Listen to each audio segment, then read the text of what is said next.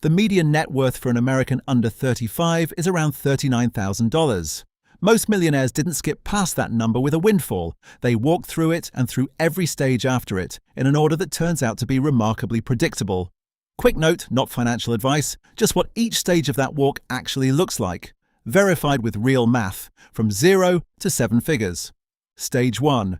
0 or less than 0. This is where most people actually start, not at 0 exactly, but somewhere negative, once student loans or a car loan get counted against whatever's sitting in a checking account. There's no real strategy at this stage, just the slow work of getting the number to stop being negative. It doesn't feel like progress toward $1 million. It feels like treading water, because that's exactly what it is. Picture the moment a checking account finally clears 0 for the first time in years. Not a big balance, just barely positive, the day after a final student loan payment posts. There's no fanfare attached to it. Nobody throws a party for no longer in the negative. But it's the actual starting line, the first time the math has anywhere to go but up. There's usually a very specific trigger that starts stage 1 moving at all, and it's rarely dramatic. Maybe it's a first real paycheck that's slightly bigger than the one before it, or a roommate splitting a bill that used to be paid alone. Nothing about the moment announces itself as important. It just quietly becomes the first month a small amount gets set aside instead of spent. And that's the entire mechanism this whole video is about to trace all the way out to 7 figures. Stage 2, the first $10,000. Putting aside $500 a month into an investment account earning a fairly typical 7% average return gets you here in about a year and a half. It's the fastest of every stage in this entire journey, purely because there's so little already built up for growth to work on. Almost none of this $10,000 came from the market. Nearly all of it came from just showing up, deposit after deposit. It's also the stage that feels the least like wealth of any of them. $10,000 covers exactly one bad year, one major repair, one layoff with some runway attached. It doesn't feel like the first rung of a ladder toward $1 million. It feels like barely enough of an emergency fund, because for most people, that's precisely what it is being used as. There's a specific kind of relief that shows up the first time an unexpected $1,200 car repair doesn't turn into a scramble. The money just gets pulled from the account, the balance drops, and life continues on schedule. Nobody around you sees this as a wealth milestone because it isn't one yet. It's the first time the number you built is actually doing a job instead of just sitting there as an abstract total on a screen. Stage 3, the long, unglamorous walk to $100,000. Running the same $500 a month at the same 7% return, this one takes close to 11 years total, roughly 9.5 more years after hitting $10,000. There's a reason this specific stretch has its own reputation. The advice to get through your first 100,000 shows up constantly in investing circles, because this is the stage where almost nothing visibly exciting happens for years at a stretch, and quitting is the most tempting it will ever be. A raise arrives somewhere in the middle of this stretch, and the instinct is to let the whole thing upgrade with it. A nicer apartment, a newer car, a lifestyle that finally matches the bigger number on the paycheck. The version of this stage that actually gets someone to $100,000 looks almost identical from the outside to the version that doesn't. The only real difference is whether that raise quietly increased the monthly deposit or quietly increased the rent. Somewhere around year 7 or 8 of this stage, checking the account becomes an almost dreaded monthly habit, because the number barely seems to move between checks. A market dip wipes out 3 months of deposits in a single bad week, and it's tempting to read that as proof the whole thing isn't working. It isn't proof of anything except that growth hasn't had enough time yet to outpace the noise of ordinary volatility. That distinction is invisible from inside the stage. It only becomes obvious looking backward. Stage 4, $100,000 to $250,000. This one takes about 8.5 or more years at the same pace, and it's the first stage where the account statement genuinely starts surprising people, a month where the market's own growth adds more to the balance than the deposit did. It's a strange, almost unsettling feeling the first time it happens, seeing a number grow by more than what was actually put in. By this point, the account has quietly passed the median net worth of the typical American household in the 45 to 54 age bracket. That's not a humble brag point, it's just a useful marker.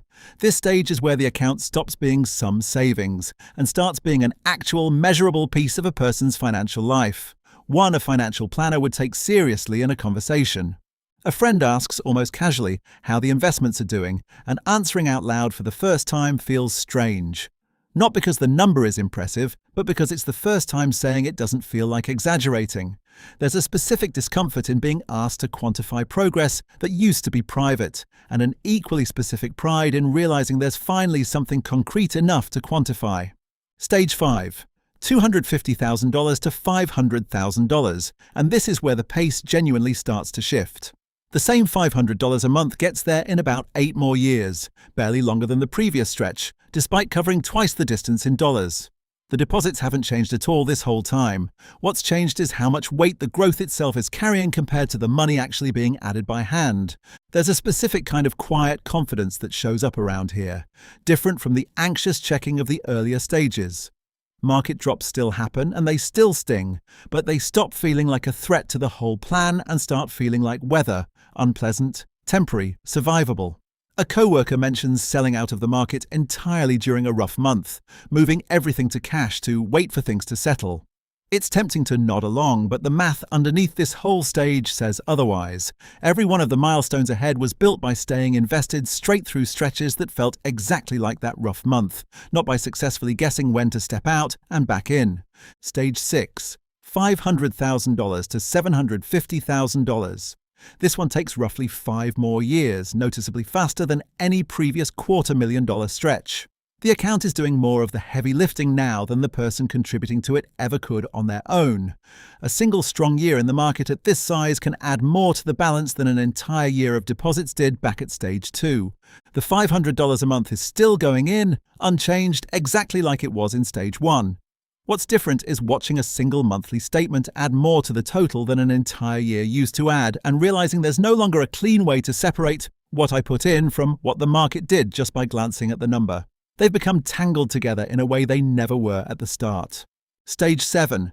$750,000 to the first million. This is the fastest full stage of the entire journey after the very first one, under 4 more years on the exact same $500 a month that started this whole thing 7 stages and roughly 36 years ago. By the time the number actually crosses 7 figures, the total amount personally contributed across the entire journey comes out to a little over $218,000. The other roughly 78% of that $1 million was never deposited by anyone. It was grown. There's a specific moment somewhere in this final stage where a single quarter's growth exceeds an entire year of the original deposits from stage 2. It's an easy detail to miss if nobody points it out, because by this point the monthly deposit itself has become almost a formality, a small, steady habit running quietly underneath a number that's mostly moving for reasons that have nothing to do with that month's contribution at all. That last part is worth sitting with for a second, because it's the part almost nobody believes until they've run the numbers themselves.